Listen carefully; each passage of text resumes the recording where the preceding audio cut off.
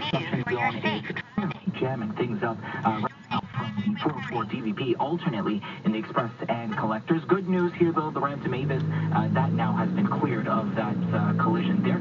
That's some good news there for those drivers out in Mississauga. South on 404 DVP, not so good news. So from Finch to south of Lawrence, it's jammed. Same goes with Don Mills to Bayview Bloor. Northbound DVP, it's looking quite busy from Bayview Bloor to York Mills. Eastbound QEW at third line, and again from Winston Churchill to Dixie. Eastbound Gardner, heavily delayed, of course, from east of Humber Bridge due to Dufferin to Strawn being down to 2 lanes from the usual 3.